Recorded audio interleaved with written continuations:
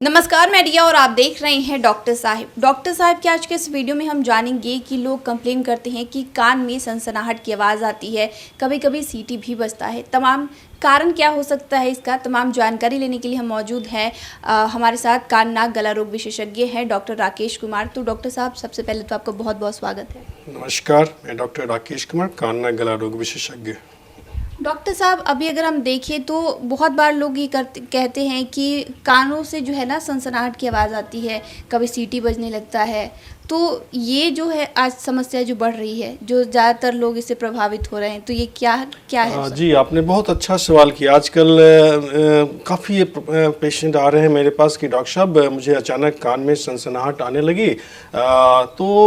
इसका बहुत सारे कारण हैं, लेकिन आजकल के समय में खासकर युवाओं में एक प्रचलन सी हो गई है तेज़ साउंड्स में म्यूजिक सुनना, कानों में ईयरफोन लगाकर हमेशा लगाए रखना।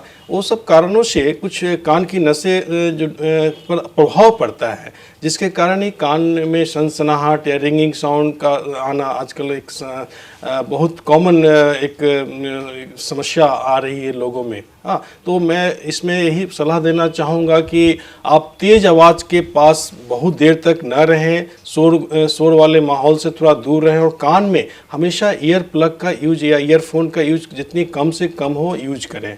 और यदि कुछ परेशानी कुछ ज़्यादा है तो अपने नज़दीक के कान नाक गला रोग विशेषज्ञ से संपर्क कर उचित सलाह और जांच करवा लें, ताकि आगे कोई और समस्या न उत्पन्न हो।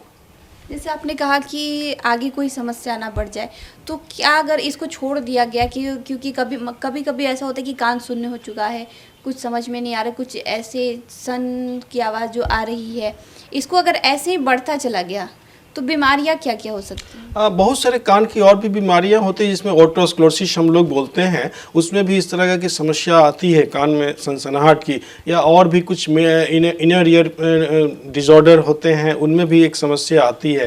तो अच्छा रहेगा कि डॉक्टर से संपर्क कर यदि उचित जांच करवा लें कि आखिर कारण क्या है, और प्रॉपर उससे सलाह आपको मिल जाएगी डॉक्टर से सही समय पर।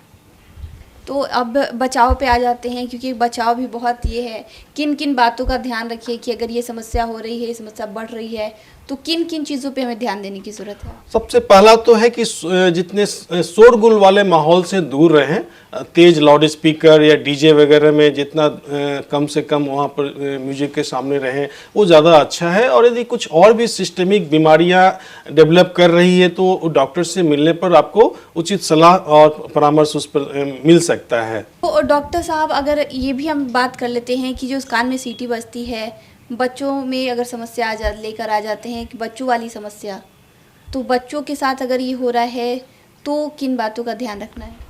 यूजुअली बच्चों में देखा गया है कि सर्दी जुकाम के बाद कुछ बच्चे इस समस्या से ग्रसित हो जाते हैं, कानों में सीटी बज रही है।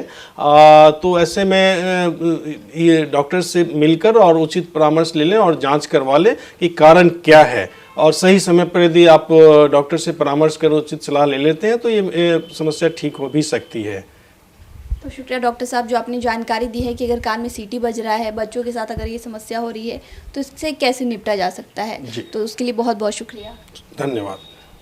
तो आप डॉक्टर राकेश कुमार को सुन रहे थे, जिन्होंने पूरी जानकारी हमारे साथ साझा की है कि अगर कान में सीटी बज रहा है और लगातार ये समस्या बढ़ रही है तो इसका कारण क्या हो सकता है, कहीं कभी आगे कोई गंभीर बीमारी तो नहीं हो सकती। तमाम जानकारी हमारे साथ साझा की है। इस विषय में आप क्या सोचते हैं, हमें कॉमेंट कर ज़रूर बताएं।